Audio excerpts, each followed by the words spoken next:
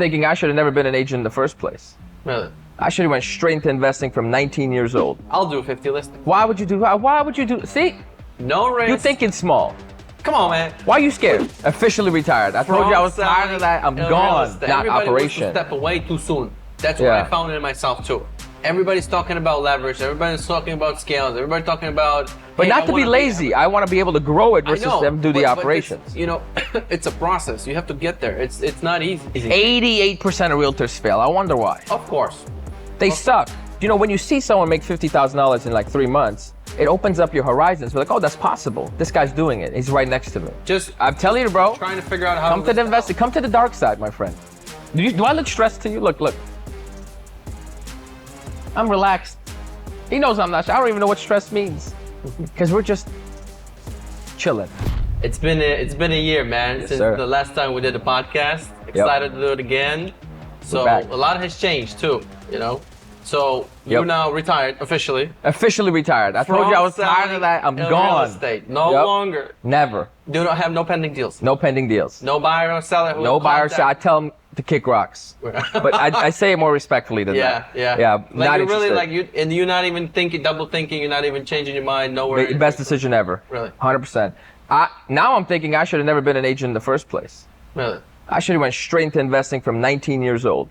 I know I would have been more successful, brother. But you learned a lot of skills. Those skills helped me a lot. They're looking for. Yeah. That's what before I got into was also my goal. Like in the beginning, before getting into sales, I want to own a lot of properties. But how do I get to it? I don't really have a friend who is in the business. How about I do it on my own and I learn what people look for in the properties, and then I'll be able to buy those properties that they're interested in. You get a lot of insight in the market, like what the buyers are looking for, which helps me a lot when we're picking finishes. Right? I'm like, they don't care about that. They care about this. We have to replace that. Or this market, you could get away with not doing that. Right? So right now, you're not representing sellers or buyers. You're doing more flips. Yep, flips, and then trying to find my own rental properties, like apartment buildings, retail centers, office buildings, whatever. Since the last time we did a podcast, but been maybe exactly a year. Has it been a year? I think it's close. Because it was cold outside. Winter, so that's when actually we met for the first time, not knowing each other. You didn't even know that I'm in the business. I had no clue. So since then we met a bunch of times. You know, smoked cigars here. Actually, by the way, we're in the Byron Cigar Lounge. That's in Schaumburg. Best one to be at. Say. Where's my camera? Well, we gotta debate that. Maybe the previous one was better. Stop the nonsense. You bought how many flips since then? I think 4. The 5th one we're buying today. You buying the flip? Actually, the closing is in 5 minutes. Come on. But it's all cash, so we don't have to be there. You're breaking even on any of those? You're losing money, or you're making it anyway? You know what it is? On the internet, I'm making a lot of money, but in real life, I'm losing it all. Why? And I'm kidding. We're doing more than break even. We're doing about, the least money I made on a flip was $30,000. That was the most recent one. That took 52 days. Everything, all the holding expenses, everything. Everything. Yeah. Holding expenses, whatever it costs for me to rehab, whatever it costs for me to buy, and the closing costs on both sides. So you enjoy more flipping than representing seller buyers? 100%. Yeah. Dude, what I make off of one flip that takes about 10 to 15 hours of my life, period. Yeah. I'll have to sell 6 houses. That means I got to deal with 6 clients and their family. Yeah. And then sellers or buyers, wherever the other side is. But there's no risk. But there's no risk in investing either. In flip? Why is there a risk? Unexpected expense. Okay. Market turning. Okay. All very fair concerns. It's not selling. Very fair concern. You gotta hold the property for longer. Yep. You know, things like that. So permits, you gotta go through the village inspections and stuff. Right. So that's a great question. When I was gonna first start investing, that was the biggest fear. That's why I didn't invest for so long. Yeah. Right. But then I realized something. Okay, as long as you gotta do the give me until I gotta light you up. You talking? Yeah. Okay. So I thought about it. I'm like, okay. As long as, how do people lose money in real estate? Yeah. They can't hold on to the property, right? Yeah. Even in 08, if you just held on to it, you would have been fine. Yeah. Right? It's just when you're over leveraged, you're using your last dollar, it can go left very, very quickly. So for me, I'm like, okay, I'm only gonna buy deals that I can afford to keep and that I can buy in a structure that makes a lot of sense. Yeah. And I'm buying properties in A-class locations that don't need a lot of work. Like, I'm not buying rundown properties where an unexpected, like, holy shit, we open up the ceiling, realize there's like mold. We need to get all the pipes replaced. You know, all the wood needs to be replaced. Everything like that, right? Sometimes you can't check everything. You checking sewer lines when you're buying a property? Nah. Yeah, you don't know. But when you walk in, you know when a property's been run down versus when it's not run down. Like I'm buying properties that are mostly livable right now. They just are a little bit dated. Like my apartment building, not apartment building, I'm sorry. The one in Hoffman Estates, the most recent flip. Yeah, if you look at that, right now? it's already closed. That closed last week. Yeah. That one, I walked in there. It's a townhouse, so essentially most of everything is not even my responsibility exterior-wise. The windows were in good shape, the floors were solid, and the cabinets were just old. I got a question. How do you find these deals? I said that's $1 million question. Yeah. I've had a lot of luck mailing to tired, like old tired landlords. How do you find tired landlords? I work with like a white glove company that basically will pull the list for me. I tell them exactly what I'm looking for. What's the name of the company? REI Print Mail. May have to cut that out. I got a affiliate link somewhere. No, I'm just messing around. Then you get a list and then you mail them. Yeah, and they do all of it. Because I think what I don't want to be is I don't want to be a wholesaler. I don't want to be a salesperson. I am a flipper, right? So I will pay extra for somebody to do all the work for me as long as I can get to the deals, right? The lists of those property owners. What's the trigger? Are they tired landlord? Are they not paying their mortgage? What's the... Just tired. That's why the properties are not run down. So here's how I do the search. You don't, but you can get as specific as you possibly can. Yeah. So I look at people that only own 3 properties or less because I don't want professional landlords. Okay. Right? Yeah. I'm looking for people who've owned it for at least 20 years. So you really got tired of owning that place, right? But it has to be absentee owner. But it has to be absentee owners. I got it. Yeah. You put those 3 together and you'll end up getting calls like, yeah, the tenant just moved out. I really just don't want to deal with it anymore. Right. Yeah, dude, my last flip, the guy goes like this. I used to renovate properties. I know I can fix this and sell it for more. I know that. I know what you're going to do. I'm like, yeah? He goes, it's going to stress me out. I'd rather just take the less money and get away now.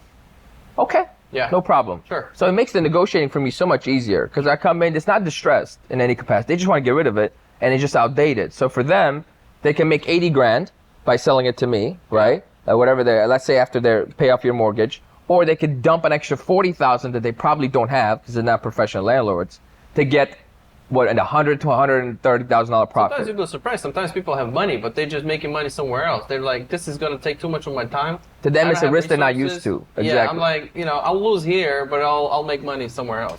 Or a lot of times they're just, I'll just, it's fine. I don't care. Get rid of it. Yeah. Because I try to be as easy to deal with as possible. Yeah. I buy all the deals cash, and I raise capital to buy them. I try to avoid hard money unless I absolutely have to. So that's why when you mention, like, is it risky? Not really, because all the properties we buy with cash. So if the market turns on me, right? Yeah. I don't have to worry about paying 12, 15% interest on a loan that's only 12 months. You still got to pay the interest to the one who gave you the cash. To the investor you raised. So the investor gets share of the profits, right? He's not getting the... They get the upside, so they got to deal with the downside. Yeah. Right? And then when I raise the capital, I'm like, look, this is our plan. Yeah. This is the exit strategy. If in a certain case we can't sell for a reasonable price, we're not going to take a loss. We're going to rent it, and you're going to get a 7% preferred return on your money, plus the profit split, right? So for them, they're like, okay, I'm still getting more return on my money than I usually would at a bank, and I got all the upside and all the tax benefits of owning the property. So it's a win-win, even if we aren't able to sell the house. So you sold 4 flips already, or you sold 3 or 2? And 4th one is under construction right now. We'll finish in about a week. The 5th one we're buying today, and then next year the goal is to do 10. Okay, so you're getting into a new business, flipping business. Yeah. But I don't want to do it forever. But I see you actively managing that too. Like you're in the store, you're in the site, you're managing everything. I'm not. I just do that for content. Yeah. So the reality is I have a contractor that I really, really trust. So once we close the flip, like today, he'll show up at 3 o'clock at the flip. He'll look around. He'll give me my quote. He'll get a key. And I don't have to come back until it's time to buy finishes. I really only come back to film content. That's it. Because I know my work's going to get done on time. I know what work to do. And I just make a few calls to my wholesalers to order the cabinets, and we're done. I don't really have to invest that kind of time into them. How many mailers you do to get those properties? So those 2 flips that came in from my most recent batch, I sent it out to 9,900 homes. Come on, man. That's a lot. That's a big number. $7,500 spent. See, I want to make up. Let's talk about it. Man, 9,900. That's 10,000 properties you mailed, and you got 1 call. No, I got several calls. I got at least 30, 40 calls. How many? 30, 40 calls. Oh, okay. But like a lot of them, they want too much. The house isn't what I want. But only 2 of them were like, not only what I want, where I want, and for the price that I want. Yeah. I'm very disciplined with what I buy. Because I don't want to be like I'm not trying to be like a guy that flips 50 houses a year. That's not my plan. I'd rather do 10 quality deals that are not very risky. There's a lot of margin. So if the market turns, I can always get out of it. Yeah. Right? I'm not like really buying properties in the hood or issue that's going to give me problems I don't want. Yeah. So I want to do 10 deals, build up my capital, and go into the commercial world right away. Commercial, yeah? Yeah, that's my plan. So how much are you going to make on this new one that you're finishing up? 120,000.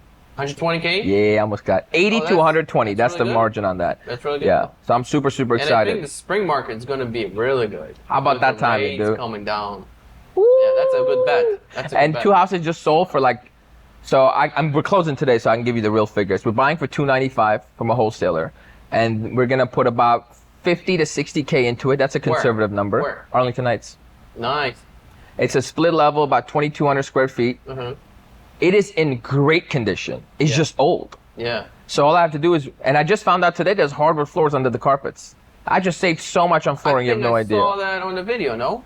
That was another one. We got lucky there too. That's a different That's one. the one in Crystal Lake. Oh, gotcha. So the one today we're gonna buy for $295, closing cost, let's say $300. I raised $300 to buy it, and then that's why if you mentioned, I literally just ran out to wire another $80,000 and came back. You did. That's why we're filming this late. Yeah, with my bad, y'all. My bad. Yeah, no big deal. Our investor, one of the investors, I had 3 people. Yeah. He was supposed to send $100,000, and he got into a car accident. I just got the email 40 minutes before closing, ran to the bank, wired my share, or that his share from me, and then we could still close on it. So let me ask you this. So how do you structure this? So you got 3 investors, they're wiring money, you're buying the property. Yeah. Then you share the upside at the end when you sell it evenly to everybody. Not evenly. It all depends on what they're giving out. So, like if they all gave the same amount of money. oh yeah, if they gave the same amount of money, yes. But I actually, each of them gave a different amount because these were 3 specific people I wanted involved in the deal. I'm very picky. Like I don't want to just take money from people I don't know. Like I don't know how you do business. I don't know if you're going to be easy to deal with. So I'd rather just go with the people that I know, that I'm comfortable with. Yeah, they're going to call you in 2 weeks. Hey, where's my money? Where's my money? I'm like, you don't understand how this works. I need money. Can I? I can't take money from those guys. If you need money, then yes, I'm not the guy for you, right? So the people I raise money from are guys that are making a lot of money on their own. They just don't know how to multiply their money, right? So they got the money sitting in a money market account, getting 4 or 5%.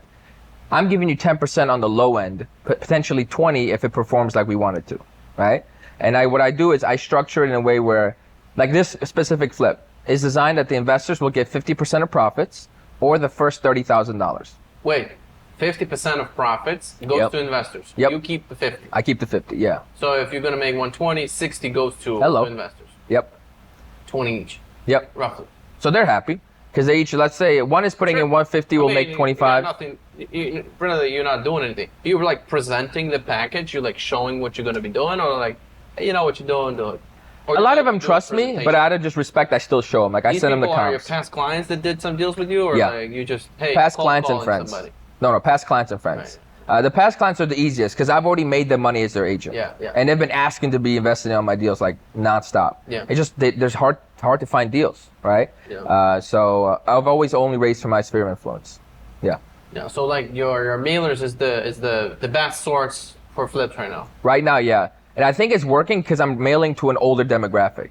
Yeah. I think that's the key because I've had other people use the same company and mail it to distressed people, and they just don't get the same reaction. But I'm like, you know what? If you're 65, you check your mail. Yeah. If you're 35, you're not checking your mail. Yeah. It's trash. You mail it just once, or you're doing a couple times? They get it one time. One time. One time. So the 9900 was 9900 different addresses. When's the where's gonna be the next batch of mailers? I was actually just on the phone with the guy before you showed up in my car. So we'll have it send it out by this coming Friday. Not tomorrow, but actually the next Friday.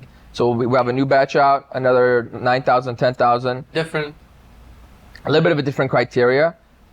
Half we're gonna send out to some like AI software that determines like the best people to send it to. We're gonna do half that and half to my original list. So you roughly paid like 8,000 for that list?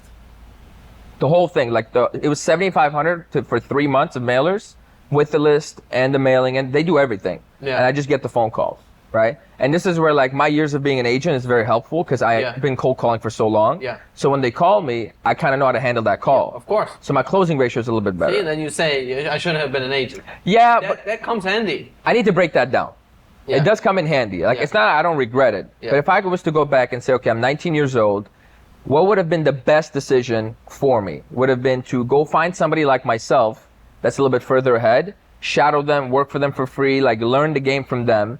Look, if you're enjoying this podcast so far, you want to be an agent, an investor, you watched it for as long as you watched it, it would behoove you to go down there, hit the subscribe button to Oleg, because he's a real person, the real world, selling 100 houses a year. Who do you know selling 100 houses a year? Not me, not ever, not 60,000 subs. He needs more subs. Let's subscribe, let's like, and leave a comment with Aram sent me. That'd be awesome. Thank you. You know, when you see someone make $50,000 in like 3 months, it opens up your horizons. We're like, oh, that's possible. This guy's doing it. He's right next to me. Yeah. Right? And then maybe I'll know how to identify those money-making opportunities by like 2021. Now I have the connection that I need and the eye for the deal. Put them together. Let's say I make 10,000 my first flip. No problem. I'm getting the experience. By 23, I'm in the game. Flips is still a job. It's still very much a job. Business. Yep. It's still a job. Unless you're doing like 300 deals. I don't know. Andrew Holmes, I did a podcast with. We talked about it before we go live.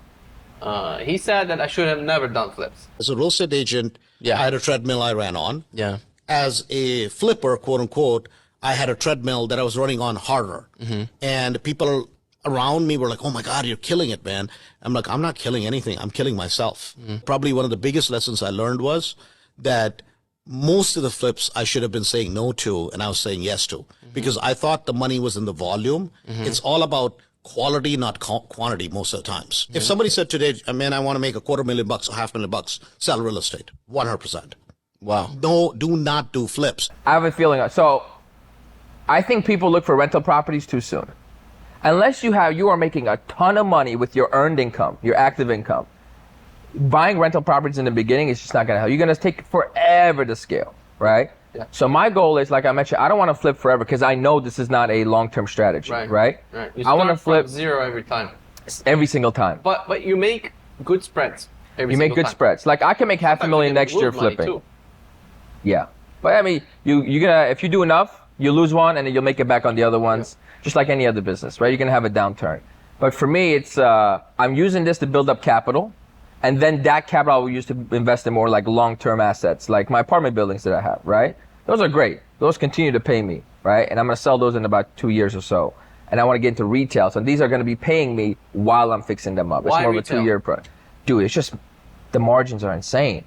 Like, there's a property in North Aurora right now, 80% vacant.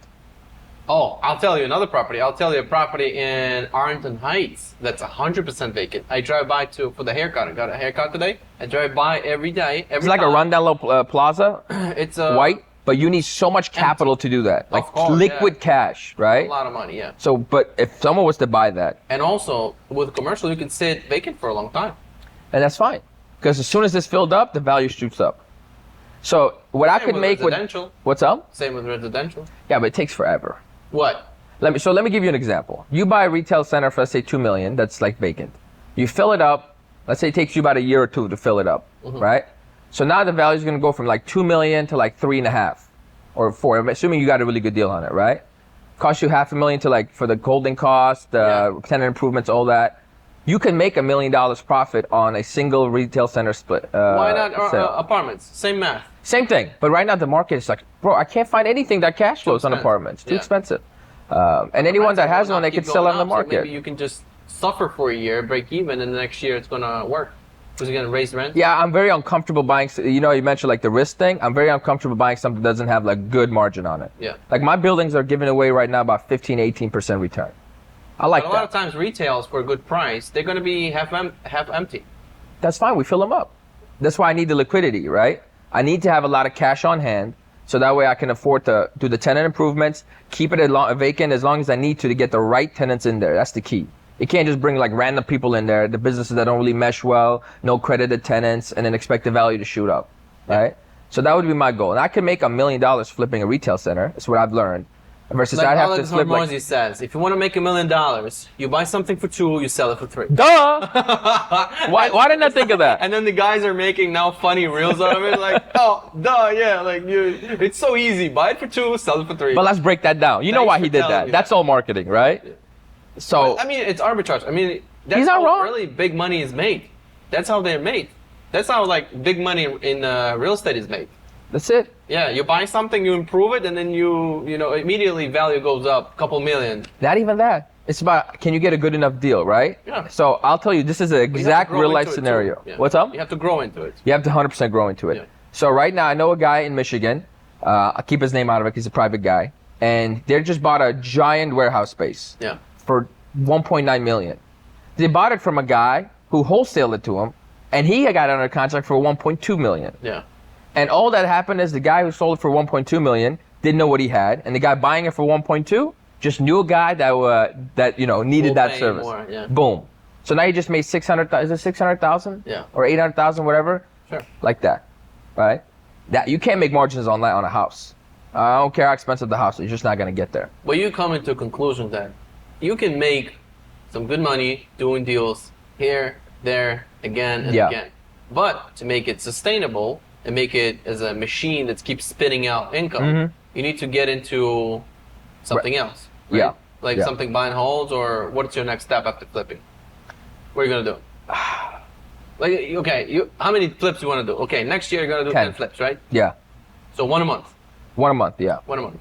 Okay, next, what's next? I might do that probably a year or two, and then I want to get into these retail centers. And then once I'm scaling up the real, where I have like real money, then like 50% of my portfolio will be buy and hold, 50% will be these like value add exchange deals. So that way my lifestyle is supported for with my rental properties, and I'm still growing and scaling my business.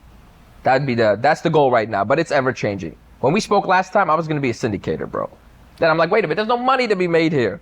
That's right, you were going to be a syndicator. And then I realized that it costs about $40,000 to do the paperwork for that each time, $30,000 to $40,000, depending on the size of the deal. And then as the syndicator, you make so little money until you actually sell. And that's not really a buy and hold strategy. I'm like, yeah, I own $100 million worth of real estate, but I really, if you look at it, I own like 1% of that shit. Yeah, so I don't like that. I listened to Bigger Pockets. There was one episode when the guy says, I have like 30 units. And then he says, I used to have a couple hundred units. Yeah. I was syndicating. And then at the end, after selling, I saw how much money I made. I was much better buying something that needs a little work. Yep. Burr it, refi it, rent it, and then just keep going and just have it for myself. Just own it 100% on my own. And I heard that, I'm like, interesting, because right now, if you start digging into the real estate and you're looking for it's the end game. It's the syndication. Everybody's talking about the syndication. Because it's sexy. I own $100 million worth of real estate. Right. I own 12,000 units. Means nothing. Yeah. Yeah. Because it's like, how much are they? Do you actually own them? Yeah. First, you don't. You own 20% of them, and then 80% of it is already debt. So actually, hold on. 75% of it is debt, and of the 25% that's left, you only owe 20% of that 25%. That's right. So you own 5%. 5%. That's right. But you have $100 million worth of headache. I mean, you get some managers and this and that, but it's a big business. I understand. There's some point in that. Like scale. If you're buying 500 units and you're raising all these rents, you can create value right away. True. But it's going to take some couple of years to do that. Yeah, I don't want to do all that. Yeah. To be honest, I sat there and thought about. I'm like, do I really want to be the guy that's like doing all the work and getting pennies? No. I'd rather just suffer a little bit, do joint ventures, build up my name, and then build up my own capital, and then invest my own money. And then maybe like a select few people that done business with me could come in and do the deals alongside me. With the retailers, you're still going to be flipping that, yeah? Everything will be. I don't believe in buy and hold forever. Yeah. Why? Once I'm at peak value, I want to get rid of it into something else. So my margins are always good again. You're like Ben Mala. And Robert Ravani. I don't know that. The guy with the little mohawk. I really like the way he thinks, man. Well, who's that again? Robert Ravani. Yeah, I don't know. I'll show you a picture of him. You probably have definitely seen him. He was big on social media. But because I thought about this even earlier. I'm like, okay, I'm gonna hold it forever, right? If I was to hold it forever, my apartment building, bought it for $730. It's worth almost $1 million today. In about a year, I'll be able to sell for 1.1. 7 units? My 7 unit, so you can sell it for $1 million? Oh, I mean, you pay $960 for your 6-unit, right? Yeah, but it's 2 bedrooms. But I got 7. 7 1 bedrooms. 7 1-bedrooms, yeah. 1 million, 7 1 bedrooms. My cash flow is insane on that. And my operating expenses are a lot lower than the average person. So I can easily, I'm getting my net NOI right now is about 64, 65K after all expenses. And that's what my rent still be. Like I have 5 tenants paying way below market. What's your mortgage rate? On one building is 31, on another is 41. No, the rate. Oh, 5.3 and 6.5. That's good. So I'm gonna get a HELOC instead of refining them. But those, when I sell, I'm gonna make about 2 to 250 profit on top of getting my own money. If I hang on to them, yeah, I'll be making my 25,000 a year over year. But then guess what? In about 5 years, I gotta start remodeling again. I gotta deal with the vacancy. I gotta deal with the new roof, and it's an older building. Everything's getting older. And let somebody else deal with that. I got it to where you need to be. Stand by. You take it from here. I take my profits. I'll go do it again. Because if I could turn 200 into 450, what can I do with 450? That's where my mind goes. Yeah. It's just you're gonna be more active. It's going to be your active business. For those who are like, for example, a doctor or whatever other business they're doing. Yeah. I got no time for this. Like, no time. I'm not doing this. I'm doing like I'm gonna sell. I'm gonna look like to find a new building. It's gonna make more sense. It's gonna take some time to find it. So I'm so glad you said that. That's the key. You're saying like, who on earth would pay the premium for a turnkey property? That's the investor. Yes. See, I'm in the business. Right. Exactly right. Like you quit selling real estate. Now you got to fill up your time with something. I got nothing to do today, dude. We went suit shopping for God's sakes. I don't even need a suit. But no, it's all about, I'm in the business, which means I can know how to multiply the money in real estate. But if you're a doctor, you own a trucking company, or you're in the marketing, but you're making millions of dollars, you just need to put it somewhere so when your business dies off or sells, you have something to lean back on. Those are what you need turnkey investments because you're too busy with your business. Yeah. Right? So it's a different strategy. Yeah. Because that's what I do for a living versus I'm an investor. Does that make sense? If you were able to trade, for example, doing flips or doing 50 listings a year. 50 listings a year. Flips. 10 flips. Flips. I'll do 50 listings. Why would you do? See? No risk. You're thinking small. Come on, man. Why are you scared? With 50 listings, when you represent 50 sellers, no risk, and probably make more money than 10. How about the time? How much time do listings take? Okay, you have to meet with them. You have to deal with. You have 2 months. You have to wait for them to sell. You got to deal with their attorneys, your attorney, all this stupid shit. Right now, everything sells. Not me. I'm living good. Yeah, I'm just saying. Listings are pretty much right now with this market. You made me sip my cappuccino. You put it up for sale, it's gone. If you put price for now, but you think that's going to be forever? Of course, it's gone. The same thing with flips. Everything is changing. It's adapting. You got to price it lower. Things like that. I mean, 50 listings, bro. It's easy.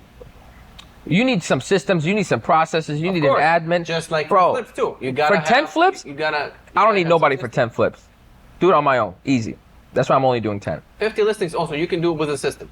One assistant. You can, but you also have to have a lead generation system built up too. But how much do you think I'll make more with 10 flips versus 50 listings?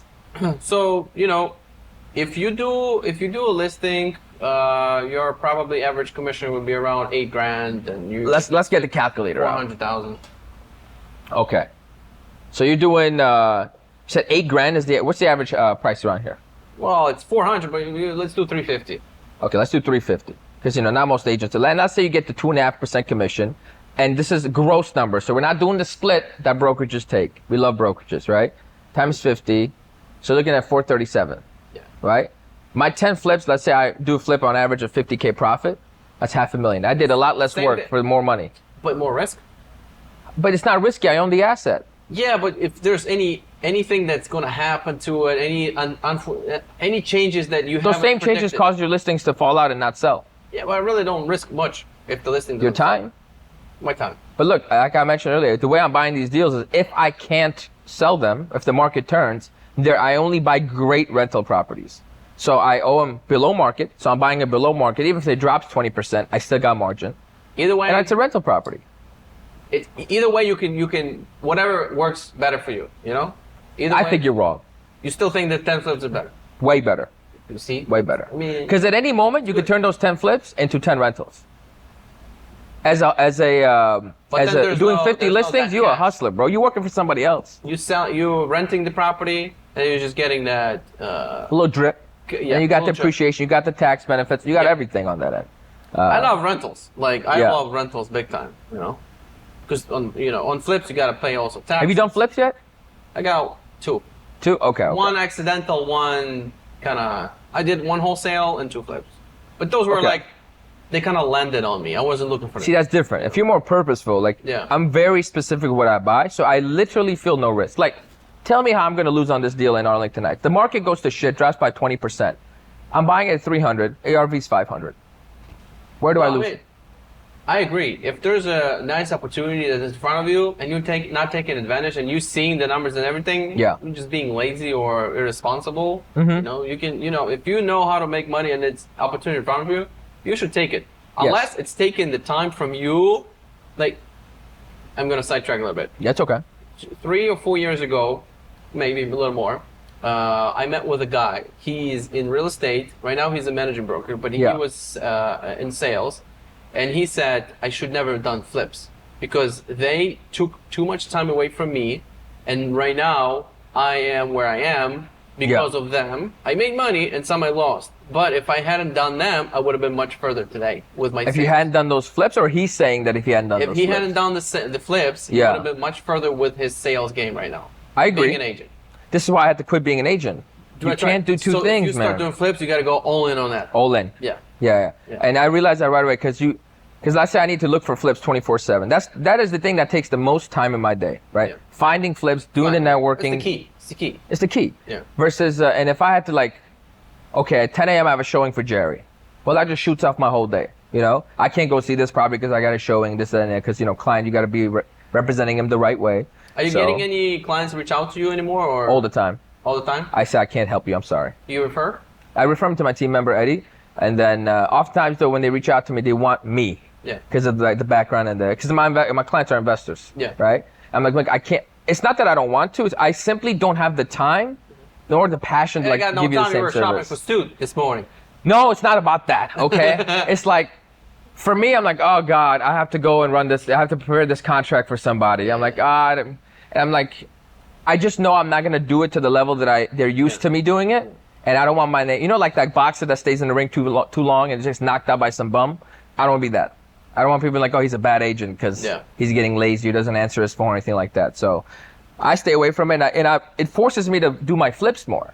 Yeah. Because the thing is, if I only make money doing flips, I'm gonna do more flips. Right. But if I have I'm making 10 grand this month from commissions, well, guess what? That month I might not be so serious about finding a deal that can make me 50 grand. So I just let 10 grand get in the way of making 50 grand. So you're 100% flipper on it. 100% flipper. And also think about the risk. I have no money in these deals. So there's really no risk for me, right? I'm getting pretty much an infinite return on my cash. Sure, this Arlington Heights when I put 60K in for the rehab. But other than that, I raise 100% of the cash for the acquisition and the rehab. We got investors' money. Right. And their money's protected.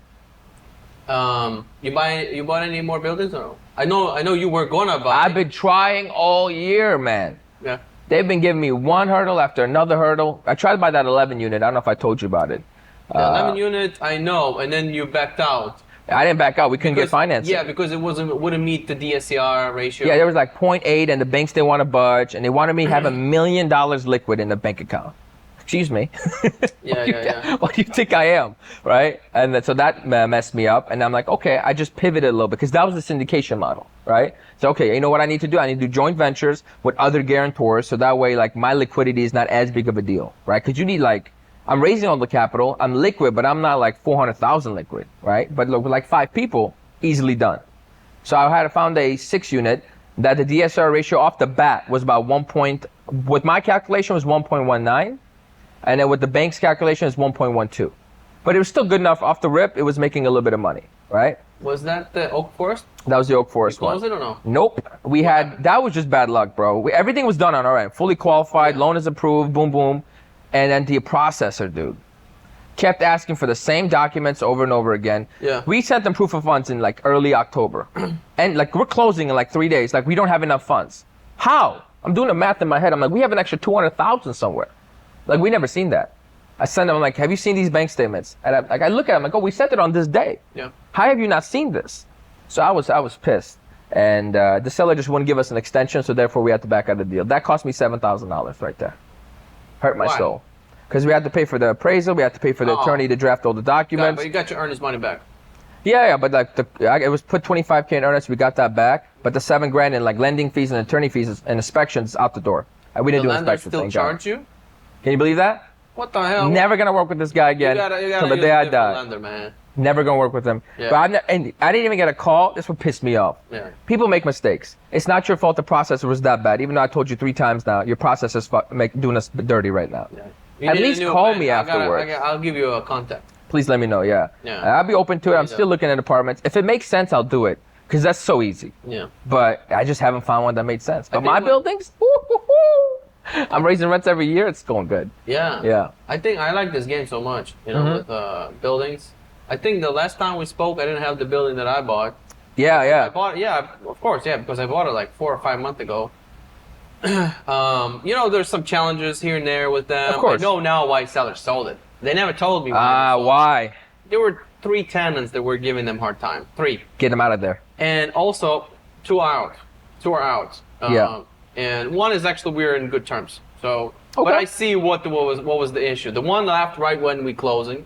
When we had a closing. It was the day before that the unit was vacant. And then I found out from the other tenant what the issue was. The other one was very, very low. That one just left also a couple months ago. So right now we're rehabbing, looking to finish it maybe in a week or 2, and then rent it for $2,000, $2,100 at least. Perfect. So they'll put the numbers higher. Right now I see why they sold it. They were running actually very professionally. Everything was like written leases with extensions, with proper tired landlords. What's it called? Late fees. Late fees. Yeah. I see them like $39.75. Like in Chicago, you can't just put a late fee whatever you want. Yeah, There's a minus 100 divided by 5 plus $10. There's this math. So I don't invest in Chicago. Too much for me. I always have said I will never buy a building in Chicago. And boom, I bought a building. There he goes, buying a building in Chicago. Because it's like 5 minutes away. It's that address is Chicago, but like you move 1 block north, it's already not Chicago. So you got it right in your radar where you noticed it. Yeah. Yeah. Oh yeah. My wife actually texted me. Yeah. It was on Sunday. She said, "Boom, look at this. It was $1 million something. I got it for $960." That's amazing, dude. I mean, it's a top dollar. Yeah. It's a top dollar, I think. But it's something you're gonna hold forever. Remodeled. Oh, we'll see. Yeah, we'll see. But it was bought for my daughter to have it. We named it with the daughter's name. Yeah. It's like we'll see what's happening. Future holds whatever knows what. But who knows what's gonna happen? We can plan, all about but making money. So if I'm making money somewhere else and this is just taking my time, then I'm doing investing passively. Yeah. Everything I'm doing with buying condos and houses for rent, the building for rent, it's all passive. I don't wanna spend time too much. I'm still working on it and I'm still managing myself. Yeah. That's gonna be my next step. If I buy another building or 2, I'm gonna work in the management. I'm gonna have somebody look over it. Smart. I'm not gonna be managing because right now my goal is to build a brokerage and have the best brokerage that I'm proud of, and we keep growing, and then I have other businesses next to the brokerage. So what's your goal with that? So you went with would you rather be on the broker side, like the industry side, or the investing side? If you had to choose, I'm curious. Now that you have all the knowledge you have, would you rather be making your money as an investor or making your money as in the industry? You can make more money as an investor. Right. More money you can make as an investor, for sure. Say that again. But it was naturally growing for me in the brokerage, and I see how you can make that as a great business, because there's no money in brokerage. There's money in other businesses next to the brokerage. Yeah. Like mortgage, title, insurance, all those businesses. If you partner up in those ventures, that's where you actually make. But you have to have the garden before you plant the tree. Right. So you have to have volume. There's no volume. How about that quote? We're gonna do 300 deals this year. Yeah. That's not enough. That's not enough? 500. No, it's not. We gotta do 500. To make it worthwhile? Yeah. So we are like right now 60 agents, probably gonna be 60 plus by the end of the year. So we need to have 100, 200, 300. How many hours you work a week? I can work 5 hours a week if I want, because I have 3 trainings that are 1 hour long, and then the rest is really working on its own. But I want to be more because I'm thinking of developing new. You're scaling, right? I'm looking for more agents. I can just work 3 hours and have what I have, and it's probably gonna still bring new agents. But I want to speed it up faster. I got time, so I'll work on it. So I enjoy it too. Are you taking profits, or are you just investing everything right back in? I am taking profits, but most of it is going back. I'm just paying myself a salary to pay my bills, and my rental properties are paying my bills. Yeah. But I really don't spend too much money on anything other than. See, I need to work on that. That's the first thing I'm thinking of, like back into the business, building out office. Now we're growing the office, building the podcast studio, new softwares. That's the first thing I spend the money on, and then leftovers is just. So I got a question. This is a selfish question. Yeah. Your first hire, who was it, and when was it? It was a little bit too late. It was assistant. Assistant? Yeah. Okay.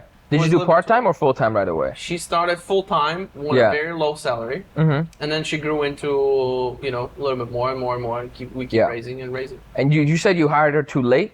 Too late. I was on my way to 100 deals a year. Yeah. Yeah. So which, for the record, is obscene. Very good. Yeah. It was COVID time. It helped. I grew. The social media, all that was the restaurant videos, the one you called it stupid. They're very stupid. That was but it worked. Learned what grew on. So, I was still managing all the paperwork myself. Yeah. But I should take it back. Like the first hire was a showing agent actually, but I wasn't paying like a salary. It was like a per splits, So I mean I don't know if it's a hire. That don't count. It's got to be on payroll. Yeah. So that was an assistant, and then now we have a marketing department, like a girl that's doing the marketing for agents and for companies. So here's where I'm at. Maybe I get some advice on this. Yeah. I have a lot of free time. Like I could do everything on my own, but I feel like it's taking mental space in my brain to do all these tedious things that I really don't want to do, that if I didn't have to do those, I could even spend even more time just finding more deals, doing things that are profitable to me. So I don't need one, but it would be incredibly helpful to get an assistant, like a part-time assistant. Can you, with the profits, can you afford? Yeah. It would cost me like $2,000 a month to have a part-time assistant. Like, what is the pay now? $18 an hour, $20 an hour? So I'm thinking, but I'm like nervous because now that's an extra expense. You gotta teach. It's gonna start from ground. She's not gonna, or he's not gonna know what to do. You're gonna spend a lot of time and hours to train.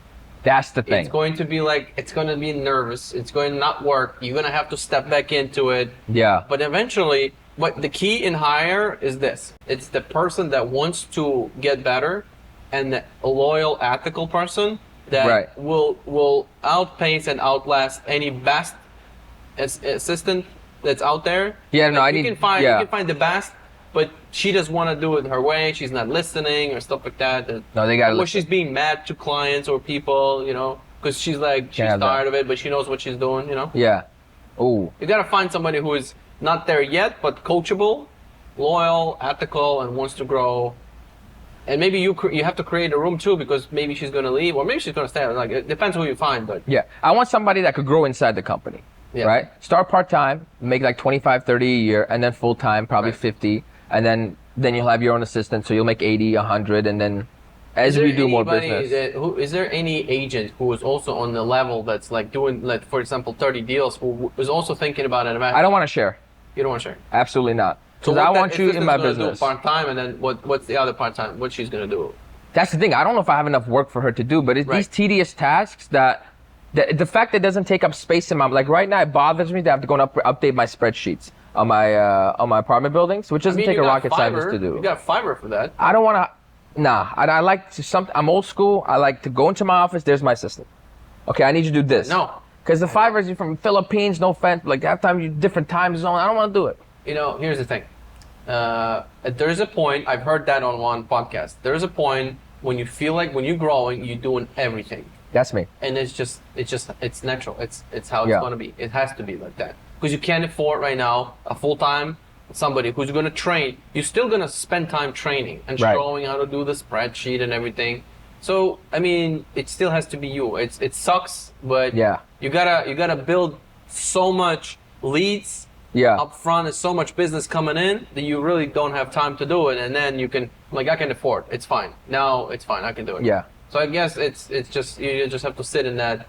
We just gotta train. We just have to commit to training them. Because, bro, I'm gonna tell you a story that just messed my mind up. I was meeting with my accountant. He was telling me one of his clients who was making like $300,000-$400,000 a year, and she was like a typewriter or something like that. But she was like an independent contractor, right? Mm-hmm. Had a couple assistants. She was rocking and rolling, and then she got like stage 4 cancer at like 52, and she went from making $300,000-$400,000 a year to zero overnight, because the second she stopped working, the money stopped.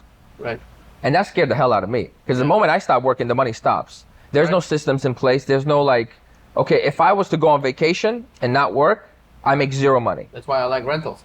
I make that, but like, I'm talking about for my business specifically, right? This is why the rentals are so important. That's where you gotta tuck some away. No matter how much money you make in business, those rentals are for longevity, right?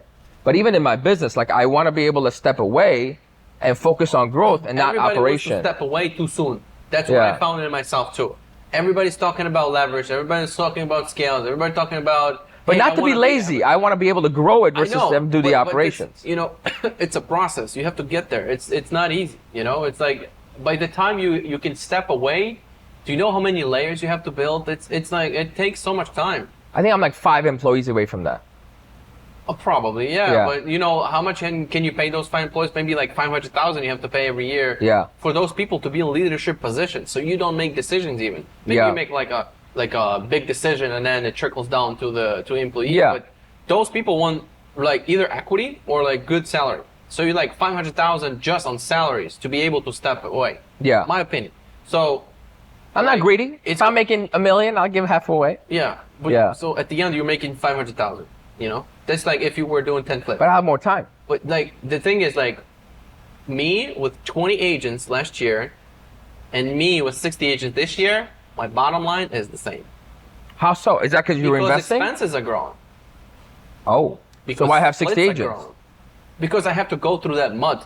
In order for me to get higher, I need to go through the 50, 60, 100, 150, 200. Yeah. Then the landscape changes. Now everything's done. Same thing like. So you're trying to get to a certain scale where those side businesses help? Yeah, and then it starts opening up new doors, and you know, like right now, like you have one restaurant. You open up a second restaurant, you don't make double.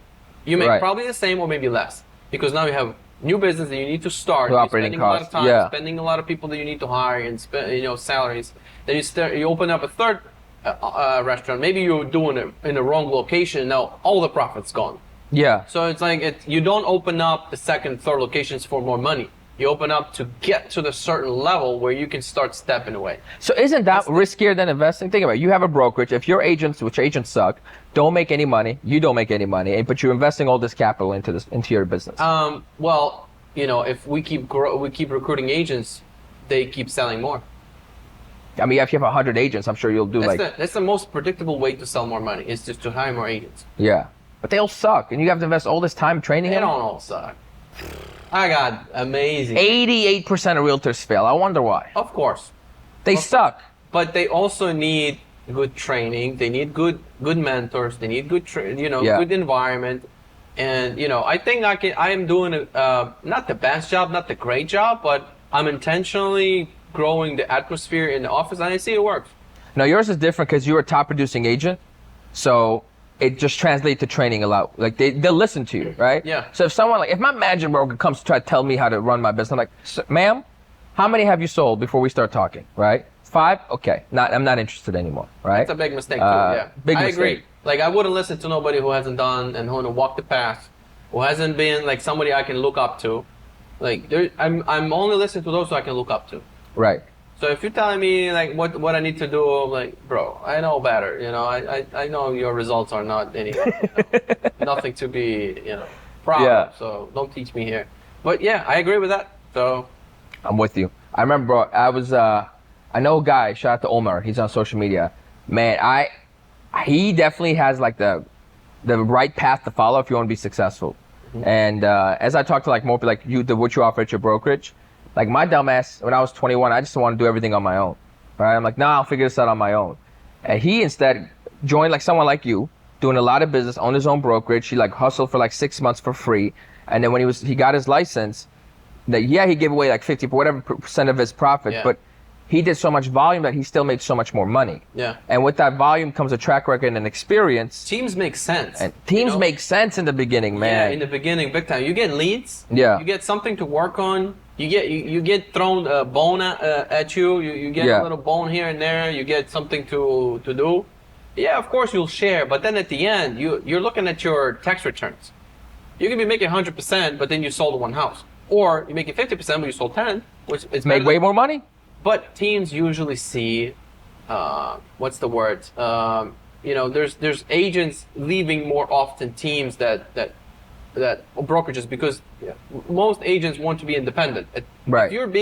If you're generating your own leads, you're growing, you're leaving the team. A lot of times. But that's the natural progression. Yes. Right? And that's where your team needs to have like, okay, we plug in and you plug out. Yeah. So that's like a school. You graduate. Yeah. And then you get a new student, graduate. So you're like a little bit like a revolving door a little bit, and that's what you're going to see in teams.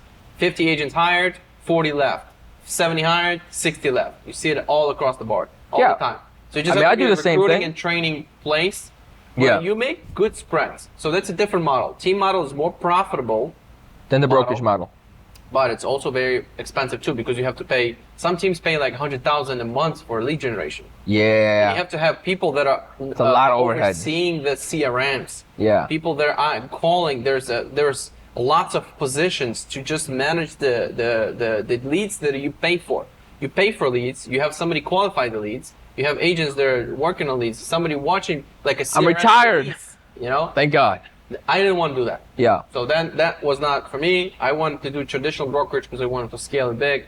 Yeah. And then we'll see what happens next. But I enjoy the whole thing of business. Like it's fun though, right? It's also stressful. My life is not like I was happier when I was single agent just starting out. I'm telling you, bro. Trying to figure out how come to the investing. Come to the dark side, my friend. Do I look stressed to you? Look. I'm relaxed. He knows I'm not. I don't even know what stress means, because we're just chilling. Because you have I think with your business, you have so many moving parts, right? 60 agents. They all got their things going on. You got your admin staff. You got your overhead. You got your lease. You got your own shit going on. Woo! 10 flips, my friend. 10 flips. I like it though. If it works, it works. Because it's then there's a stage. It's a stage, and then if we go into 100, I can see new doors open up. So, I mean, I'm on a journey. I like the journey. So I'm not looking to let me run this company to a certain point and sell it. Okay, and then what else? Then you got to start everything. Would you sell it? I don't think so. Really? I don't know. Yeah, it depends. It depends on the numbers. It depends on the number. But right now, at this point, no, because I'm only getting started. I'm only warming up. You want to sell it I can make a lot of shake and damage in the industry in Chicago. I know I can, because I know what's out there, and I know people are coming like this is different because I'm investing my soul into it. Yeah. I gotta see your office one day. Yeah, I mean, we're actually expanding and building, so we're gonna be down maybe in the 2-3 weeks. Yeah. And then that's gonna be the studio. We're gonna have it done. We have a designer come out, design everything. I love that. It's gonna be and then maybe we'll do another one in a year. Why we have to wait a year? Maybe life sooner. is ever changing, my friend. Yeah. I'll see you in 3 months. How's your social media game? Oh, it's been good, man. It's been good. There's a lot of money to be made. Your content shifted? A little bit. It's all on the real estate investing side What's your now. goal with that YouTube? I just want to document, because I think personal brand is very, very important. It's helped me out a lot, like getting investors or just like being reputable. If someone looks me up, they could see like exactly who I am. And then the whole online coaching thing is insane. Like the profits on this is Hey, I stupid. saw, you had some some course for $1,000. I got sick into Anybody bought it? Oh, yeah, a lot of people bought it. We're doing Few well. or a lot? What's up? How many? Few or a lot? 11 or 12, I think. Already sold. 11 you said. Yeah. Oh, and nice. we've only really been, I launched it December 18th. So we're doing well with So that. what are you selling? So it's a course on the real estate business, right? I'm not really teaching you how to do fix and flips. It's in there. But I'm teaching you where to start and where you need to finish. It's a recorded course, or it's a recorded course. So it's two things, right? There's a course to give you the fundamentals, right? Everything you need to know, to think about real estate, how to value a deal, what is a deal, how to build your business, how to do your taxes, how to structure your LLCs, all that, right? And then there comes with weekly calls. Because when I was taking courses, dude, I would take a course, I'm like, okay, I have all the knowledge. Now what? I need accountability. I need accountability. I need to somebody tell me exactly what to do right now for me. Because for me, if someone has 100,000, the advice I'm going to give you is a lot different if somebody has $0 or $3,000, right? Because you could start from either place. Yeah. So it's like, okay, well, where are you at in your position? The weekly calls, a lot of people to come in, and I'm going to help you take all that knowledge and actually execute. Like what we did on the most recent one, this girl was looking at a flip in Amarillo, Texas. So I pull up on Redfin because I don't have an MLS out there. So I'm like, most of my students won't have MLS access. So I pull up Redfin, I look up over there, and in Texas, they do not display their sold prices. Fun fact, it says unknown. Oh, wow. Well, that's a problem when you're running comps. I said, no problem. Oh, wow. We're just going to find the most remodeled home. We're going to call the agent. So we called the agent. Turns out to be someone that's done 30 flips. So you're hands-on on that. Very hands-on. Yeah. Because that's where I want my students to make money. That's why I made it just expensive enough. So you just have a one-time fee of $1,000 and then you spend. No, not yet. Because I think what I learned in business is recurring revenue is the most important thing, right? It's an ever-evolving program, which as I learn, I'm going to add to it. I don't want to keep charging people for it. You pay on an annual fee. The first 25 that signed up will get one-time payment of $997. Yeah. Anything after that, everyone's going to pay a recurring fee of $997. And recurring fee every year, $997. Yeah, $997. Yeah, because you get access to the weekly calls every single week. You get the course. As I buy a retail center and I learn how that game works, I'll upgrade the program. You know, as I do more deals and I gain more knowledge, I'll upgrade the program. Do you think that it's that your YouTube channel being at 15,000 subscribers is why you're getting the people to, or yeah, it would have been at 0 you could have sold? No, a combination of a lot of things. Yeah. So I think it's very important that I'm actually doing real business in the real world today. Yeah. No, of course. And I'm showing those numbers, and I'm very authentic. Like, I'm not telling you I'm making $1 million. My active income this year was 172, right? I share it because I'm like, I don't want to be like, I'm just going to show you. I just made 30K right here. I show you exactly what I did to make the $30,000 in like fucking 52 days. Am I allowed to cuss here? Mm-hmm. Okay, thank God. So that's basically what the program is for. The YouTube helps build credibility, because you may be like, okay, who is this guy? You can go literally watch from 2017 of me becoming the person I am today. It's all documented. Being an agent, then becoming a top producing agent, all my failures, and then being an investor, and then all that growth is there, right? So it adds a layer of credibility. A lot of my sales come from Instagram and TikTok. I'll go on TikTok Live. The course sales? Yeah, I'll go on TikTok Live, and I just answer a lot of business questions, real estate questions. I actually, once in a while, I go in the evening, put my daughter to sleep, then I go in the garage, put a cigar, do a TikTok. Oh, Aaron's doing TikTok. Well, hit the like button when you're there, bro. No, I go in sometimes to live, just watch. You're answering some questions. You're talking about. I remember you said I'm hitting new problems because lenders are telling me that I'm doing too fast, too soon. Yep. And you couldn't do another deal because lenders are blocking you because you were running too fast. We got a workaround on that. Yeah. I'll tell you off camera. So that's it, and that's the beauty of it because I'm actively in it. I saw your TikTok lives. Yeah. They're great, man. It's a great way to build real rapport with people. Yeah. Right? Because it's not like a pitch fest. Like. Well, so what would you suggest to me? Like, I'm focusing on my YouTube channel. Recently, like, but I'm not finding my niche. You know, I can't like, it's growing. You know, like last podcast I posted, we filmed it last week. It's actually doing very good for my channel. I got 500 views in less than 24 hours. Yeah. Which is, for me, it's very good. And I saw like 20 people subscribe. The views are going up, but before that, you know, if I post like a video of me sharing some knowledge is boring. Remember that. Yeah. Stories are exciting. Good. We can all relate to stories. If you watch all my videos that did very, very well, I'm either talking about painful things, my failures, or my stories, right? My first year in the business, or like, for example, why most agents go broke. That's like that sparks emotion. Yeah. So don't be, you don't want to be I don't want to go to college when I'm on YouTube. That actually was the name of the video. Also, the one you posted. That did well. It says why realtors fail, and that was on the thumbnail. On the bottom on the title, it says, the truth about real estate agent career. Yep. See. That's the name. Did that do well? It's doing good. It's actually doing. You know why? Because everybody's so terrified of losing and failing and like making a mistake that's like, okay, I gotta watch this. Fail will get more likes than success. Exactly. Because I can't relate to success. I haven't made 100,000, right? Got it. Versus, oh my God, I don't want to fail. That's more. That failing is a lot closer to me than success, right? And I think that's where like a lot of people that holds them back, man. If you're afraid to lose, you'll never win.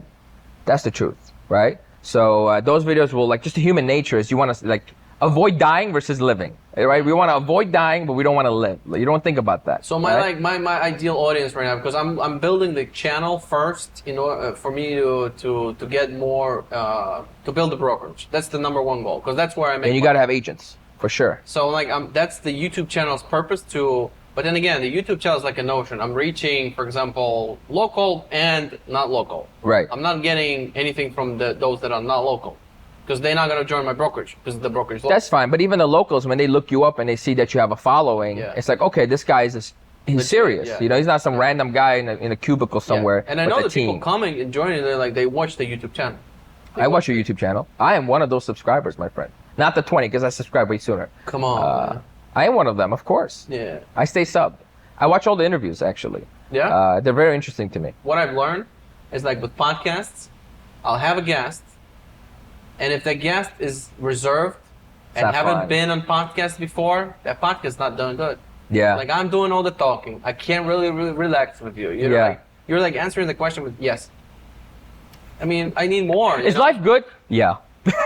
You know, and then a lot of them won't share numbers, won't share, you know, a lot of stuff that... Share numbers. The real numbers. Yeah. But it's like people, you know, people are private people. So you can understand that. Yeah. But when you share real numbers, like to the penny, that adds credibility. It goes a lot further. Are you doing YouTube Shorts?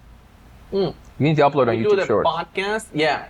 Yeah. And then we chop up reels, and we post reels, and some of them do good, some of them don't do good, you know. Yeah, it's part of like... Yeah. Same. I think I'm averaging around like 2,000 views for shorts, and then maybe like my views are down on the actual videos because I stopped uploading consistently, like 500 to like 800 right now. So we're gonna get back into it though. Today's vlog day. Yeah, I got Jorge with the camera all day. Yeah. So yeah, we love YouTube. Yeah, so like my focus now, I wanted to get to 1,000 by the end of this year, but then last 2 months I wasn't really uploading consistently. Yeah. So I'm at 600 something. I'm on those, you know, baby steps first. See, you're busy. You know, I think you need to document your day more. Yeah, we try, but you have to have somebody with you all the time for the day. You have like 15 assistants. Oh, I mean, I don't. Like 3. You have enough assistants. One of them could, you know, grab a camera for a second. No, we did it with Carlos. He comes like for Wednesday or Friday meetings. He record a little bit, but not meetings. Nobody wants to record meetings, bro. I want to see your day to day. Yeah. I want to see you walk out the office, tell your assistant to do something, walk back into your office. Those little mundane things, I love watching that personally, right? Because I'm like, okay, this is the day to day. Me too. Like, show me that stuff. Like give me a problem. Show me how do you handle a problem. I want, yeah. Exactly. I wanted that, yeah. You walk into your car even is interesting. Grabbing like a 15, you know, open house signs or something like that. You got to start making more content like that. Like any of your new agents, hey, instead of coming to shadow me, grab a camera, grab your phone, record. I have a second phone for that. It's somewhere over here, just for content.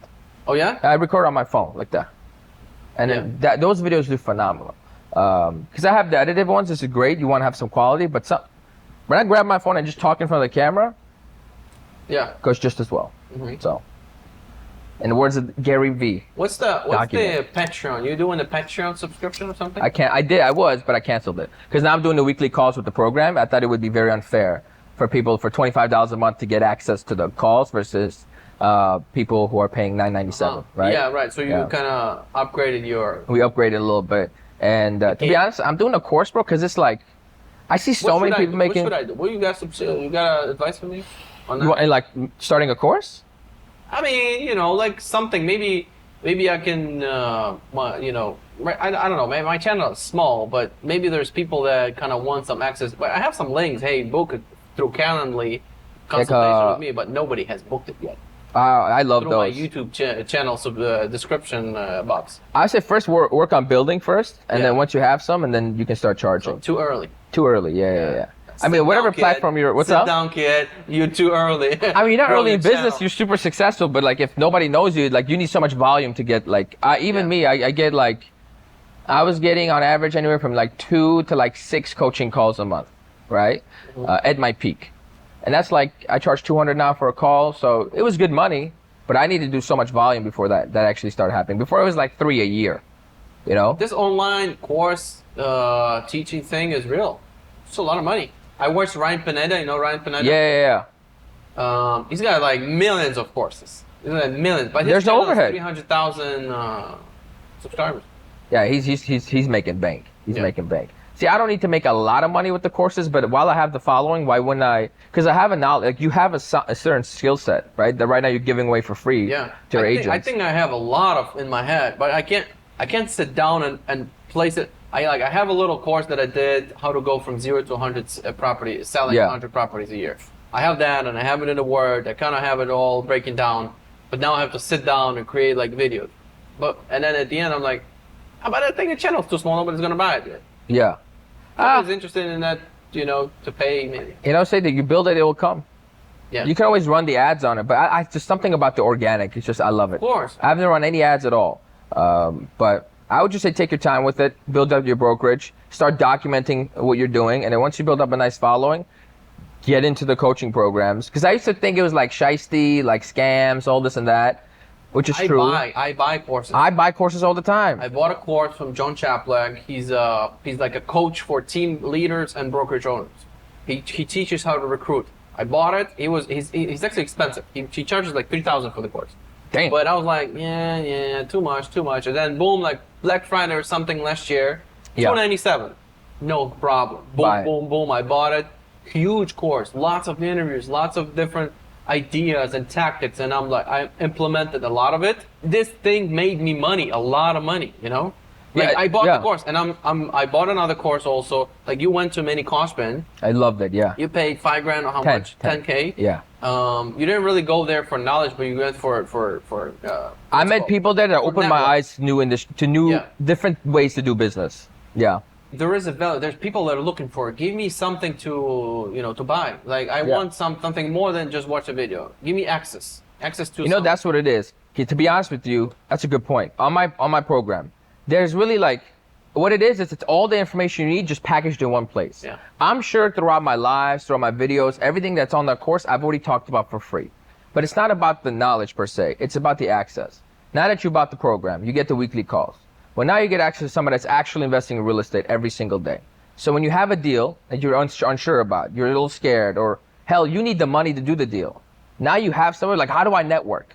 Dude, find someone in your market that's selling courses or needs an intern or something like that. Boom, there you go. Are you having any calls with the Cosman's group team or anything like that? Or did Not you get yet. any contacts there that you were staying in touch Oh, with? yeah. I actually had coffee with a guy who owns a bunch of office buildings in Indiana. So he came out to Chicago. We had coffee for like 3 hours, dude. Nice. Opened up my eyes about the office industry. I'm like, okay, I can make a lot of money here. I'm telling you. Actually, I'm thinking about doing a podcast for the guy who is leasing the building where I'm at, and I see his name on a bunch of office buildings. Mm-hmm. I want to pick his brain a little bit. What's happening right now with offices? I'll tell you what's happening. I don't know if he's going to be good on the podcast because he's a little bit reserved. No fun.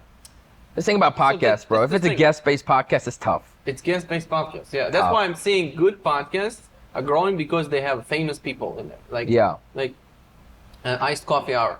Yep. You don't have a guest who's unknown. It's pretty much, and they're good on camera because they're doing this. That's what they do, you know. But like Ben Mala, for example, right? You take Ben Mala. He's an investor. Yeah. 500 million net worth or whatever. He's not a content creator. He's an investor first. But his personality is so good that you put a camera on him. He's killing it. Like the way he does commercials, like this is a big company, it's a good company, buy it. Buy it. Like it's so funny. Like he's not doing like a typical commercial. He's doing it his way, and it's even better. I love it. And it's just, he's almost at 1 million subscribers now. I found him when I was in 2019, I think. It's been 4 years he's been doing it. I think I found him in 19 too.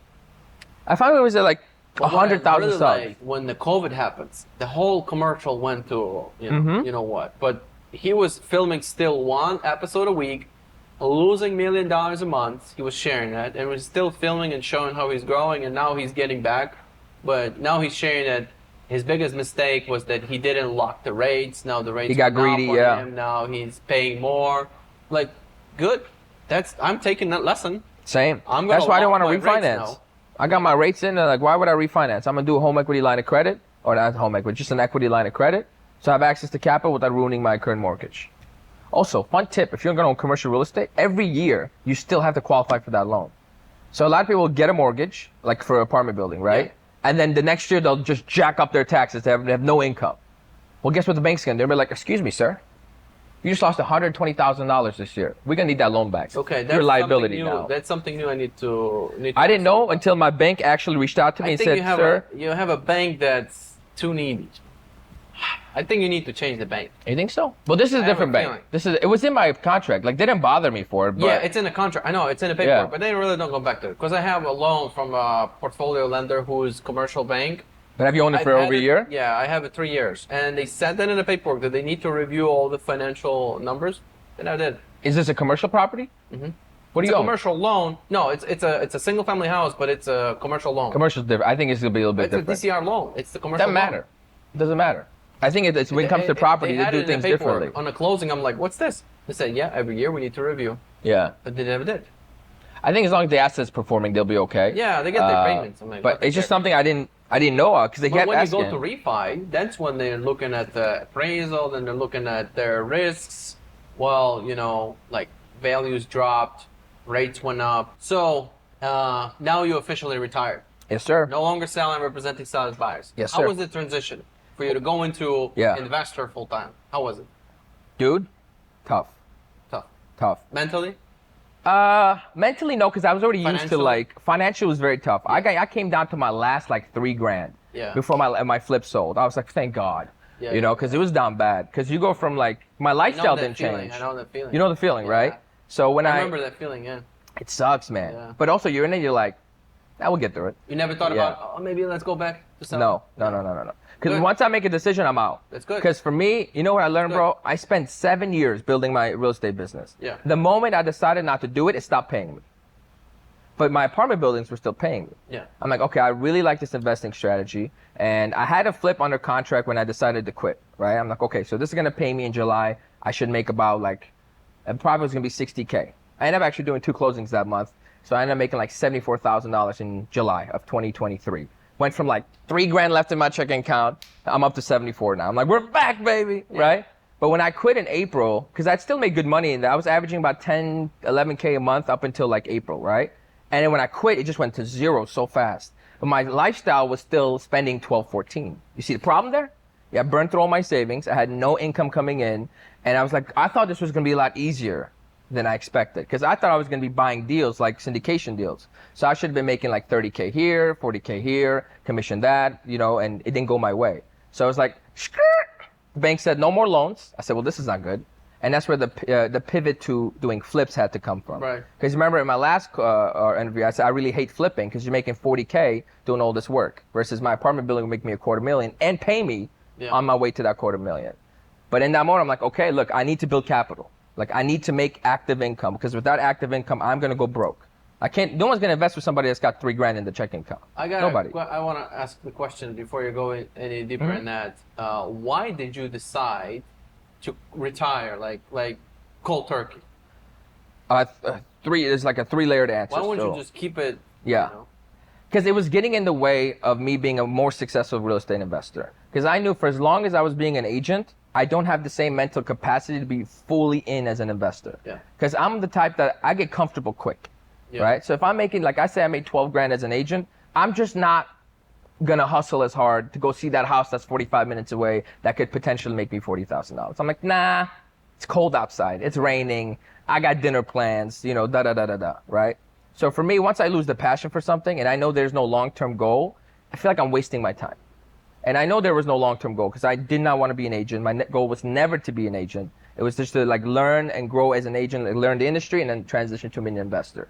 Once I saw that was an opportunity, I'm like, all right, let's cut being an agent because it's getting in the way and then go all in on this investing thing.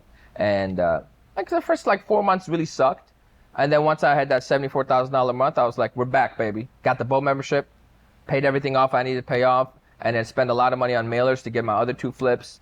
And then now we're just going into this coming year. It was like, it took me like 6 months really to get it really going. Just like any business, there's that buffer time, right? And this was like, it's important to know that too. So important. Everybody wants everything right away.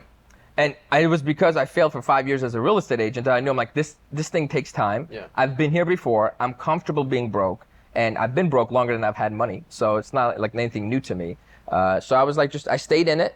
And I used this year as a way to just solve all those obstacles that were in my way, like the liquidity issue. Okay, we got that resolved. The active income. Okay, we got that resolved. Now, how can I layer some more like redundancies to make sure that I'm always making active income so that would allow me to get the big paydays, which is the commercial real estate. How hard was it for you to raise money? So easy. Easy? I have never had an issue raising any amount of capital I need. I've never had to make more than 3 phone calls, which is insane. Usually the first guy says yes or the second guy says yes. Rarely I need to get to the third guy. A lot of people are concerned, like, where to get the money. Can I tell you the secret? Yeah. If you're going to raise money, here's the secret, period, the end. Yeah. The opportunity has to be undeniable. I'm not calling people with a deal that's going to make $30,000 and they're going to keep $15,000 of it. Doesn't make sense for them to take that risk, right? I'm finding something that is in a great location, that's got a good margin on it. I know exactly how to execute. It's not going to take a lot of time, and like everything's in place, and it's very minimal risk for you, right? So when I call you with that, it's like, hey man, you're basically guaranteed to make 20% on your money. You want it or not? Yes. It's a lot easier to say yes to that versus, okay, so you might need 40,000 worth of work. You might need $70,000 of work. We really don't know. And you're like, excuse me. Yeah. Why would I invest with you, right? So that's the secret, man. The opportunity has to be good. So your very first deal came from where? MLS. Like how I found it or how I found the investor? No, the deal. MLS. MLS. Yeah. It was good. It was 2020. It was all right. It was 2022. Tell me about that deal. It was in Elk Grove Village. I saw it on the private network for $215. I knew right away it was below market. I rushed over there. I walked in. It was perfect, dude. Great layout, great siding, great brick. Windows were brand new. It was just outdated inside. I said, perfect. What month was it in 2022? We closed on February 2nd. So you put on the contract December? Under contract January, like first week of January. They needed like a 30-day close. Slower market a little bit. Slower market. Yep, I got very lucky. And the thing is, I acted fast. Yeah. As soon as I walked in, and within 3 minutes, being my first flip, I was so comfortable with the location, and I have so many redundancies. Like I'm like, okay, if I can't sell it, I'll rent it. If I can't rent it, I'll move in because my condo is 4 minutes away. Yeah. So it was just like a blessing that just came my way. Yeah. I pulled the trigger and I bought it all cash, and I probably overpaid for it a little bit. I'm not gonna lie, right? Today, I probably wouldn't do the same deal. I need a little bit more margin on that, Yeah. right? I just got saved by the market growing. That is the only thing. Based on comps and numbers, I should have made only like 20K on that deal. So how much you made? 40. 40? Yeah. And then you paid investors 20, you kept 20. Exactly right. Yep. Yeah. And the investor was very happy. And then that same money got rolled into the apartment building. And then the investor's been making good money on that. His money is basically going to be like 200% return in about 2 years. So your investors are mostly like past clients, friends, people that you know. Mm-hmm. That's where you go first. People that Find a deal. I don't go, they go to me. They come to you. They come to me because once Damn, you got another one? Like I swear to God, like, hey man, I'm looking to get into flips. Would love to partner with you. Like I have the money. I just want, because if they do it on their own, their margins are nowhere near as good as mine. Because I've been doing this for 7 years. Like I know how to run my comps. I have the time to actually drive and see all these shitty houses to find the right one that's worth investing in. What's your strategy on doing the work? You're doing a lot of work? You're doing top-notch work? Or No, just, no. Lipstick? So it depends on the market I'm buying. Like in Arlington Heights, we're gonna have to do top-notch work. Like I can't get away with like $2, LVP flooring on that one, right? I may have to do, because I'm getting a $500,000 price point. Versus if I'm buying the townhouse in Hoffman Estates, I knew I was gonna sell that for $235, and I knew I didn't really have to make as many. I didn't have to remodel as much because the location would carry the price up, right? Versus if I'm buying in like the hood, you better have it like tip-top remodel because there's like 50 houses for sale over there. You know what I'm saying? So that's how I make my decisions. Minimal work, all cosmetic, and this is why I'm able to do them so fast. Because the new kitchen takes 3 days to put in. Do you have any deals that you were like, I wish I wish I could have done it, but I'm really stretched out, or I don't have enough funds, or this deal I have to pass on, sorry, but it's good? Never happened because it's so hard to find deals. Yeah. That's a problem I can't wait to have. Like, oh my God, I have so many deals. I'll just wholesale. Then you'll be wholesaling, yeah. Exactly right. But I haven't gotten to that point. Wholesale to me? I'll get to one day. Huh? I'll get there one day. We're about to spend a lot of money this year on marketing. A lot of money. On these mailers, we're also going to be sending like online leads, Facebook leads, PPC leads, all that. PPC, yeah. It's big. Yeah, it's just like not consistent. Top wholesalers spend like 100 to 200,000 a month. See, I don't want to be in that position. I don't like a lot of overhead on my business. Don't want that at all. Yeah. I like to do my 10 flips, make my, ideally $500,000 a year, because I'm going to do 4 with my own money, so the margin's the whole way. And then like another like 6 or 8 of them with like other people's money, so I'm making half the profits. And then with all my income, if I'm making $500,000, that should give me just enough liquidity to get right into the commercial world. What do you think is going to be in 2024 with the market? Inventory, all that, prices, interest rates? I don't know about inventory, but I have a feeling prices are going to shoot up just a little bit because it's an election year. I don't think any drastic things are going to happen this year. Yeah. So basically, I'm trying to like cram as many deals as possible before November. Yeah. And if I can list my building on the market, like around like October, and see if I can get a nice little price on that and get rid of it. Because the election's in November. Doesn't matter. If it's a cash flowing property, people are going to buy it 24/7. People got 1031 exchanges they got to do. And my building is going to be, in October is when my leases go up. That's also why. Because everything ends at the end of September, so I get to jack up the rents another like $50. So now I make an extra $250 a month, and it goes a long way on my rental. So you're thinking about putting one for sale? 100%. My one building I have that the freaking maintenance is. Dude, I spend $9,800 a year on one building for maintenance. I know your boiler keeps breaking. I'm losing my mind here, bro. I'm losing my mind. The other building, identical, 2 buildings down. I spend $2,000 on maintenance. That building has more overhead and has made more money than this building. There's more. It's similar. Just a newer boiler. It'd be shocked. So now when I'm looking at deals, I'm like, okay, as long as the mechanicals are relatively new, I don't give a damn about anything else. I don't need to do an inspection. I don't need to know nothing. Are your mechanicals new? I walk in, I'm like, okay, that boiler looks like it's from 1972. It's going to give me problems no matter what happens. Yeah. So as long as that's good, we're good to go. All right. Like, I know you hate the brokerage side of business. I hate the brokerage side of the business. You just. All right, to this day. You made a video about it about a year ago or something. It's the stupidest decision. I was mad disrespectful. I was actually watching it. I watched it too. Did you? Yeah. I mean, I agree with some that you had to say. Like, a lot of people don't take it serious. If you're gonna go into it, you have to go far. You really have to go far. Like, you know, like big. As a brokerage or as an agent? What are you talking about? As a brokerage. Yeah, it just doesn't make any sense. If you go into building a brokerage, you either go far or you don't even start it. Here's why owning a brokerage is about the dumbest idea on planet Earth. Yeah. It takes a lot of effort, but your upside is so low. Like, there's no way on God's green earth that your brokerage, being the best brokerage on earth, is making more than like $5 million a year. Net? Let's say gross even.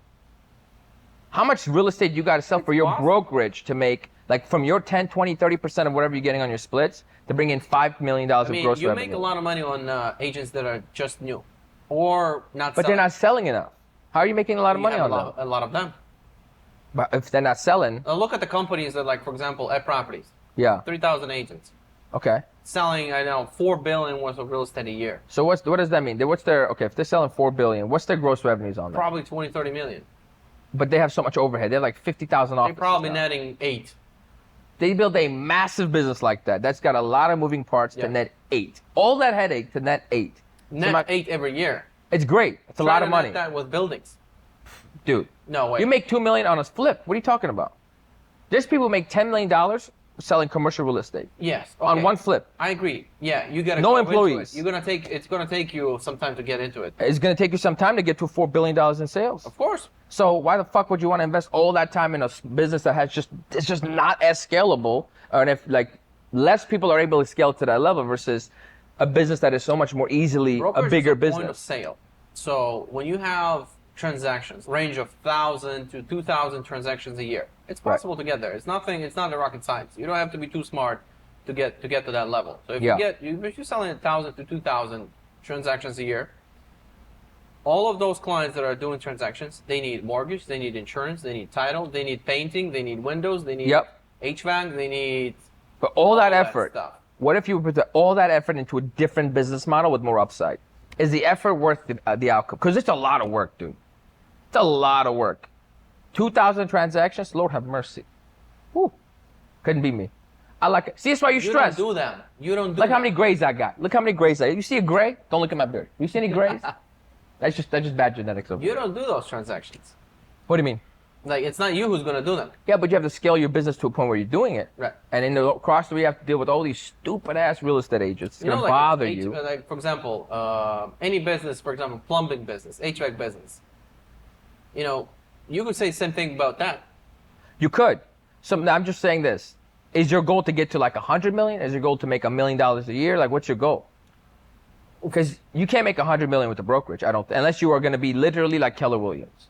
Yeah, well, yeah, but you know, 100 million gross. That's net worth. Net worth in the brokerage? No, it's not possible. Yeah. So, but it is possible as an investor. You don't think? It's going to be a stepping stone. Okay, that's different. But if it's going to be a stepping stone, is really going to be the best stepping stone? You know what I mean? Are you going to be a few steps behind if you use that stone? You see, it's easier to build on like for example, for me. I'm not saying for everybody. For me, it was easier to build to what I have, because right now I can really stop selling. Right. And it will be bringing me a couple $100,000 a year, net. I'm not selling anything, but I'll still have to be in the brokerage in order for me to manage agents, to do the team meetings, and yeah. And now we're at the point where it's building up. the agents are coming on their own. Yeah. Agents referring agents. They're bringing agents. So it's growing on its own. Of course, I want to get more because it's not really because of the money. Also, it's about the journey and the growth. Because if it's like that's fun. Even if that's it's like fun. 10 million a year, but it's staying at the same level, my personality is that I'm going to get bored. Like I could be a single agent, selling properties on my own, listing and helping buyers. Making more money. I can make a net $1 million a year. I can make it. It will take me 100 properties to sell, 100 whatever. I'll have you were there. And I'll have it showing, but I'll be bored. Yeah. It's just I can make that money, but I'll be just bored. So it's not about money for you then. It's just like it is a bit of money, but I need to have it's a combination. Yes, I have to have that I feel I'm growing because now I'm learning new skills. It's a leadership skill. Yeah. Now I have to know how to lead people. People need to be happy to belong to what I have. Like it's a different skill. It's not helping seller buy, seller sell and buyer buy. It's now I need to manage people. How do I put system and process in place? As you were talking, I had an epiphany, and I think I'm wrong. Not about the brokerage thing. Still right about that one. But I think you were mentioning like you were an agent that's selling 100 houses a year. So for you, the best business for you to start would have been the brokerage versus, because I'm thinking through my lens, right? Because through my lens, I wasn't selling that many houses. So for me to start brokerage just felt like a lot of headache. And it wasn't the most profitable thing that I could have done. That's why life is so specific. Like if you start an HVAC business that might have a bigger scale, but you don't know shit about HVAC, you're just not going to be as profitable at the end of the day, right? Or you won't even scale to the 100 million because you don't know HVAC. Of course. See, I didn't think about that. See? You gotta start. You gotta build on something what you have. I like what Grant Cardone also said. He says, "Don't leave what's bringing you business money right now unless it's taking a lot of your time." Right. Automate that as much as you can. Build that as much as you can, and then you can slowly start doing something else. But don't leave that first one because that goose is already producing eggs. You want to protect it because as soon as you kill something and start something over again, you start from zero. You did that with your sales. And I think, now I'm listening to that, that was definitely a mistake because it caused a lot of pain in between. But here's one more thing. When I started in real estate as an agent, I killed my little business that I had with the trucks. I had semi-trucks.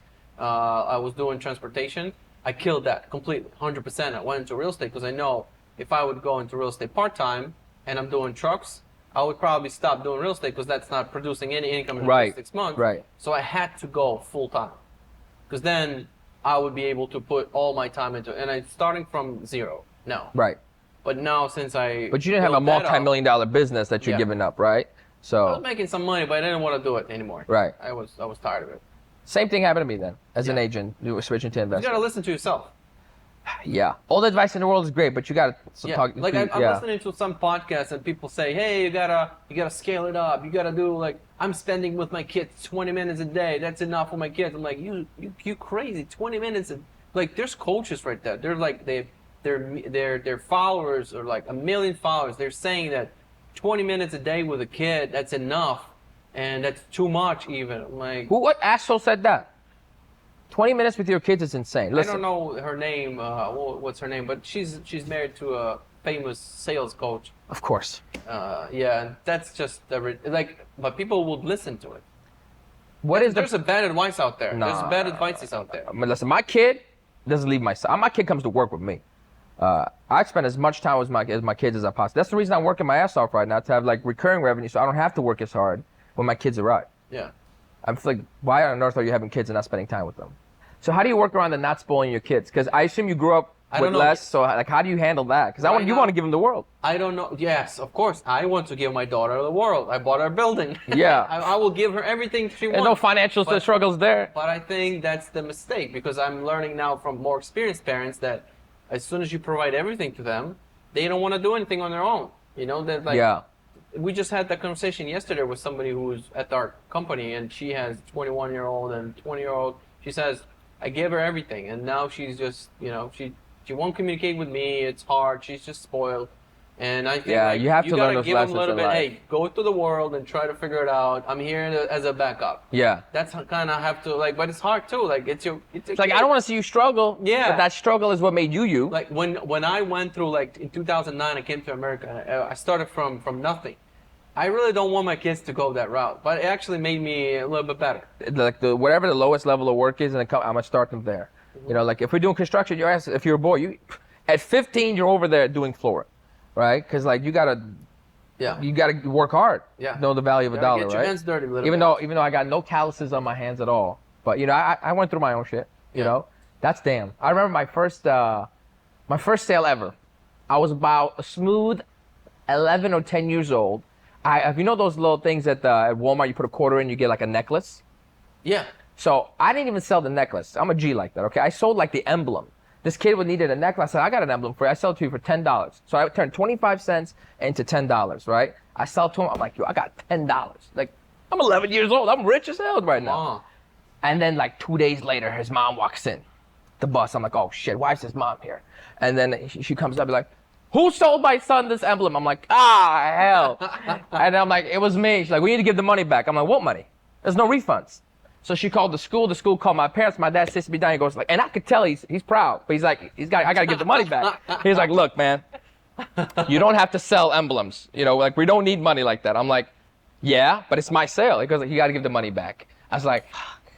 And I'm like, all right. So I didn't spend the 10. I wasn't gonna go to spend it. I was just lying about that, you know. So I give the 10 back. I'm like, hey man, next time you're gonna do business, don't bring your mom into it. Like, be a man, and you made a mistake, own up to it. Because you just cost me $10 and a meeting with my dad, okay? So I was pissed. Yeah. I never did business with that guy again. But I'm sure your dad was proud, because you did. I saw it in his figured eyes. out. Oh, that, yeah. Yeah. He's like, this boy's a hustler. It was right. Right? That was the first sale. And after that, I'm like, all right, cool. I wish I had that, because like I did it. I talked about it on my podcast that I did last week. I had a camera. My parents bought it for me. I was the only one in my city who had a camera, and my mom told me, take a picture of your friend and sell it to them. Genius. Mom's a hustler too. But I could. Yeah, she is. Yeah, and you know, but right now I wish I could have pushed myself to do it. You know. Yeah. I couldn't make it. Like I was shocked. I couldn't say, let me make some money. You know, let me do this for you and make money. That wouldn't register for me. So when you came to America, is that when that like switch happened? Because you had no choice. No, the switch. When did the switch happen? Like I was still shy for probably like 7-8 years. I couldn't. You know, I was a shy kid. You know. After coming to America? To me, yeah, I came to America, and I was with Dunkin' Donuts. Then I was doing air ducts. Then I was doing trucks, and I was still bad as a salesperson, communicator. Yeah. I was still like reserved introvert, and I'm still introvert. So like, doing podcasts, stage trainings, all that's not natural for me. Yeah. But I'm just doing it because I know that's what brings money, and that's what, you know. That was a fantastic podcast. Are we still rolling? Thanks so much for... Anytime, brother. Thank you for your time. We'll do it again. Yes.